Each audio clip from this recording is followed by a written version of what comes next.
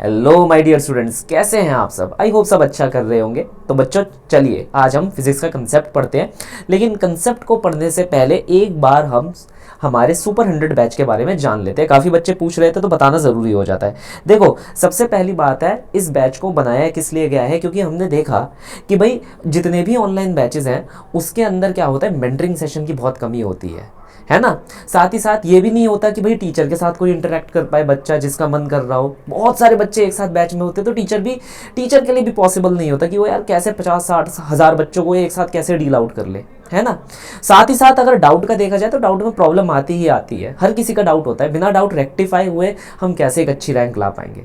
तो बच्चों इन चीज़ों को मद्देनजर रखते हुए हमने यहाँ पर ये बैच बनाया है। इसके अंदर सिर्फ 100 स्टूडेंट्स हैं। डेडिकेटेड डाउट सेशन आपको मिल रहे हैं। ये टाइमिंग्स तो जस्ट ऐसी लिखी गई है, आपको 24/7 डाउट मिलते रहेंगे, रेक्टिफाई होकर मिलते रहेंगे। आप लोग मुझे तो जानते ही हैं कि भाई चाहे सुबह हो, चाहे रात हो, चाहे शाम हो, जैसी आप डाउट देते हैं मैं आप लोगों को सॉल्व करके दे देता हूँ। साथ ही साथ वीकली मेंटरिंग सेशन आपको मिलेगा डॉक्टर आनंद मनी सर के साथ। Is that clear.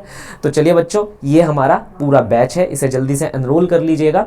बहुत सारी नई नई चीज़ें हम इसके अंदर पढ़ेंगे, लेकिन पढ़ेंगे बिल्कुल बेसिक से। क्लियर। बहुत सारे क्वेश्चन हम इसके अंदर सॉल्व करने वाले हैं। 25,000 क्वेश्चन हम इसके अंदर सॉल्व करने वाले हैं। आपको डीपीपीज मिलेंगी, पीवाईक्यू, एग्जाम्पलर और एनसीईआरटी पूरी आपको चटवा दी जाएगी।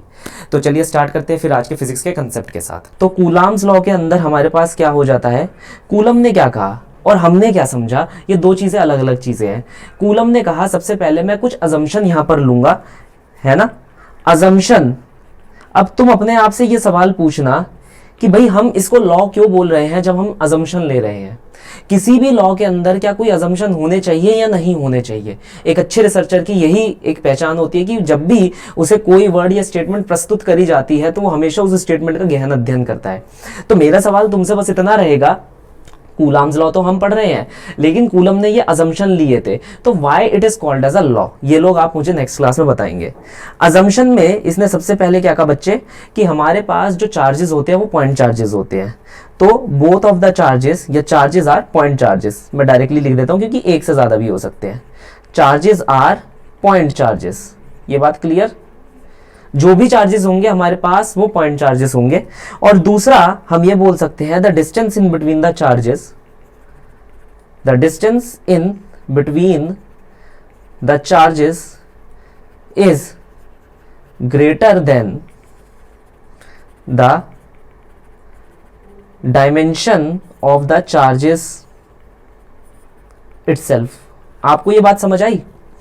अब हमें यहां पर ये ध्यान देना चाहिए यार, पहली चीज कह रही है कि दोनों चार्जेस पॉइंट चार्जेस होंगे, लेकिन दूसरी चीज ये कह रही है कि जो distance in between the charges होगा वो उनके डायमेंशन से बहुत ज्यादा बड़ा होगा। जैसे फॉर एग्जांपल हम तारों को देखते हैं तो हमारे को तारे बहुत टिमटिमाते हुए छोटे से पॉइंट दिखते हैं, लेकिन क्या सच्ची में तारा एक टिमटिमाता हुआ छोटा सा पॉइंट है? नहीं, वो एक मैसिव बॉडी हो सकता है।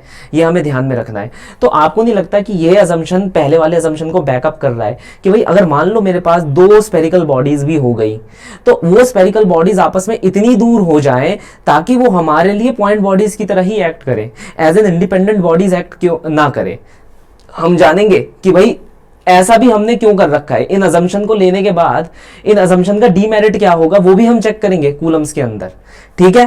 तो कूलम के लॉ के अकॉर्डिंग क्या हुआ, सबसे पहली चीज उसने कहा कि ये जो फोर्स होगी जो in between both of the charges लग रही है, लेट अस से first charge is Q1, second charge is Q2, और इन दोनों के बीच का जो डिफरेंस है वो हमारे लिए कितना है, R है।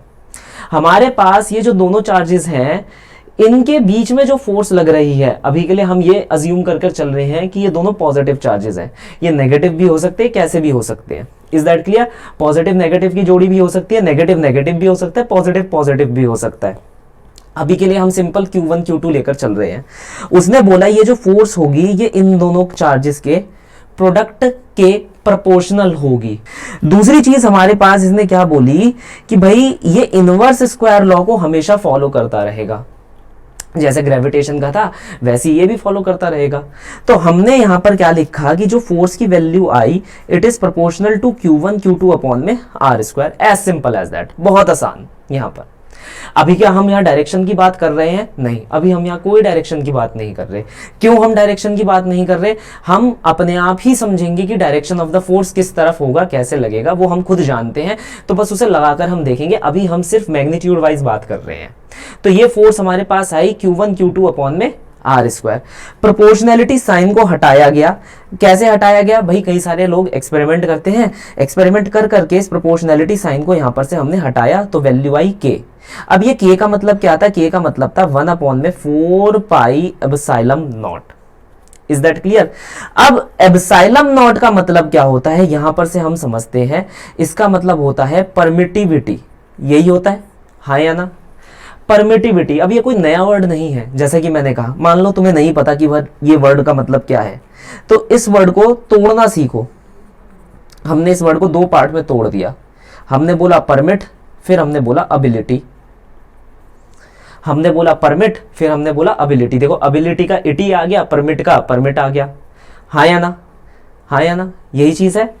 तो परमिटिविटी का मतलब हो गया अबिलिटी टू परमिट। लेकिन क्या क्या क्या परमिट कर रहा है? कौन परमिट कर रहा है? अपने अंदर से।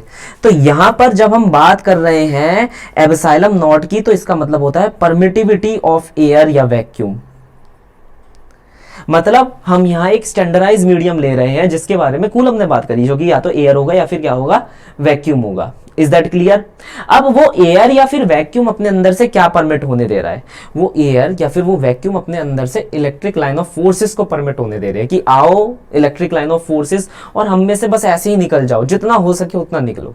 अब जो उन्हें जितना रोकने की कोशिश करेगा उसके हिसाब से उसकी परमिटिविटी क्या हो जाती है, डिफाइन हो जाती है। तो हर एक मीडियम की परमिटिविटी अलग अलग होती है। 1/4 पाई एप्सिलॉन नॉट, इसकी वैल्यू है 9 × 10⁹। Is that clear? इस कांस्टेंट की वैल्यू होती है 9 × 10⁹। अब सवाल नीट के अंदर यहां पर से क्या सवाल आ सकता है? पहली चीज, यहां से डायमेंशन के सवाल बहुत ज्यादा अधिक आते हैं। तो आपसे क्या पूछा जाएगा? वो कहेगा फाइंड द डायमेंशंस ऑफ के। कभी के का डायमेंशन पूछ लेगा, तो हम यहां पर पार्ट्स बना देते हैं। के का डायमेंशन बताओ और एक एप्सिलॉन नॉट का डायमेंशन बताओ। ये चीज क्लियर है? तो हम यहां पर फॉर्मूला लिखेंगे F = K Q1 Q2 upon में R²। F की वैल्यू कितनी हो जाती है हमारे पास? mLT-2। Simple as that. K को आप अननोन प्रेजेंट कर सकते हो, आपको नहीं पता इसकी वैल्यू क्या है, let it be X। Q1 और Q2 की क्या होगी? 80 और इसकी भी क्या होगी? 80, क्योंकि करंट क्या होता है हमारे पास? चार्ज पर यूनिट टाइम। तो चार्ज की वैल्यू क्या हो जाती है? Current multiplied by time. तो चार्ज की वैल्यू हो गई A × T, as simple as that. ये हमारे पास लेंथ है, तो यहां पर से L² आ जाएगा। तो K का डायमेंशन हमारे पास क्या निकल कर आ जाएगा? F का डायमेंशन, R² का डायमेंशन अपॉन में Q1 × Q2 का इंडिविजुअल डायमेंशन। तो ये हो जाएगा mLT-2, है ना सर? और R² का हो जाएगा L², ये हो जाएगा A² T²। Is that clear? ठीक है। और इसको अगर तुम लोग सॉल्व करते हो तो आंसर क्या आएगा? m। अब देखो L³ यहां पर t की पावर -4 एंड a की पावर -2। ये आंसर मुझे किसने दिया? यहां पर श्रेया ने दिया। ठीक है, बिल्कुल। यहां पर ये चीज सबको क्लियर है? ठीक है, तो ये आपको रटा होना चाहिए। एप्सिलॉन नॉट की बात होती है तो उसका वैल्यू होती है 8.854 10⁻12। ये बात क्लियर है? लेकिन बेटा रक्षिता हमेशा ध्यान रखना, यहां वो यूनिट्स जरूर पूछ लेता है।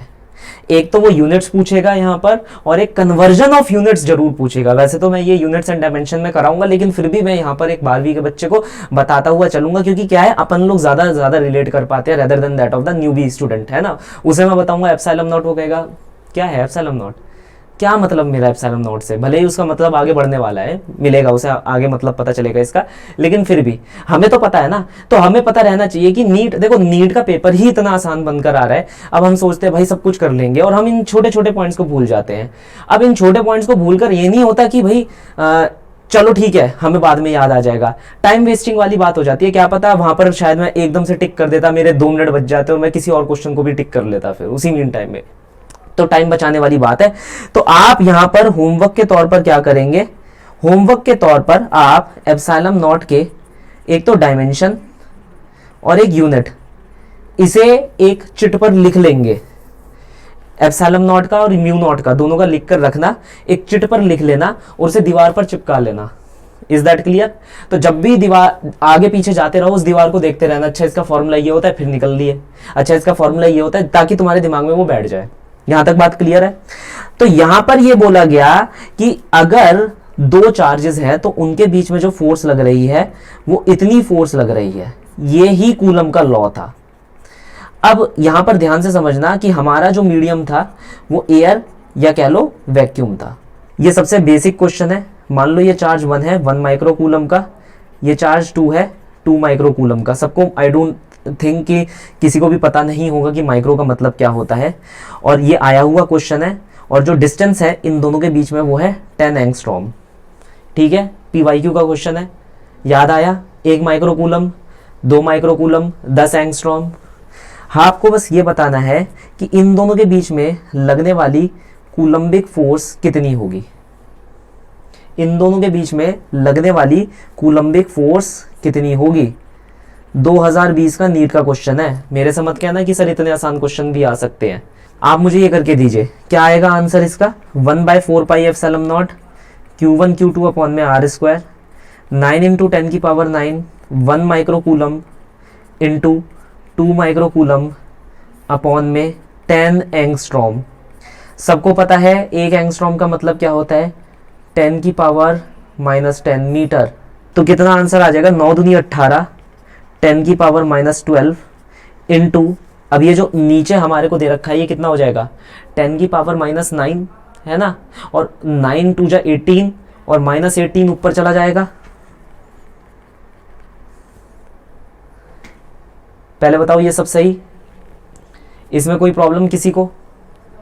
और 9 इंटू 10 की पावर 9 10 की पावर 9।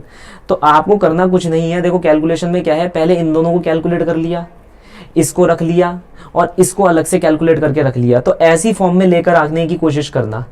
अब ये यहां पर से मुझे लग रहा है सॉल्वेबल हो जाएगा। हमसे क्या कहा गया? देयर आर टू चार्जेस,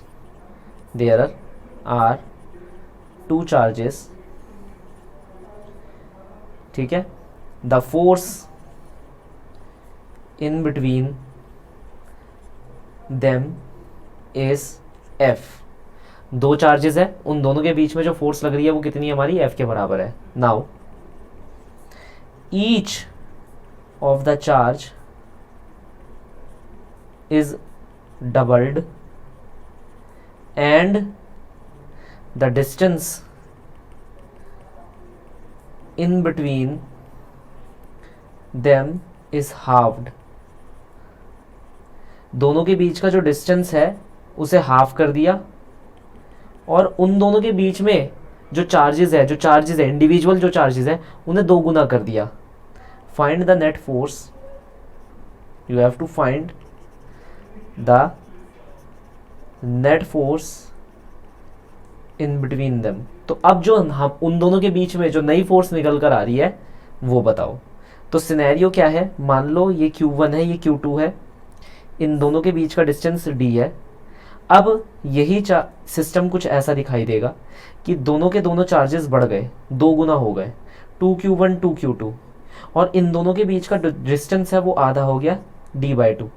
तो जो ये नई फोर्स निकल कर आ रही है in the terms of the old force ये कितनी होगी? क्लियर? अब इसमें ये लोग ऐसे भी पूछ सकते हैं, F new is n times of F, find n। पहले तो आप ओल्ड फोर्स लिख लीजिए, वो F के बराबर है KQ1 Q2 अपॉन में R square, which is KQ1 Q2 upon में D स्क्वायर। लेकिन जो नई फोर्स निकल कर आई उसमें चार्ज 2 गुना हो गया, तो Q1 Q2 अपॉन में और डिस्टेंस आधा हो गया। तो यहाँ पर आंसर आया K। ध्यान से देखना, 2 2 जा 4 और ये नई फोर्स है तो इसे न्यू लिख रहा हूँ मैं, न्यू, ये नई फोर्स है F न्यू। तो K 2 दूनी 4, 4 times of Q1 Q2 upon में D स्क्वायर बाय 4। ठीक है, ये 4 ऊपर चला जाएगा तो ये हो जाएगा 4 into 4 K Q1 Q2 upon में D square, that is 16 times of F. तो n की वैल्यू कितनी आ गई, 16 आ गई। As simple as that.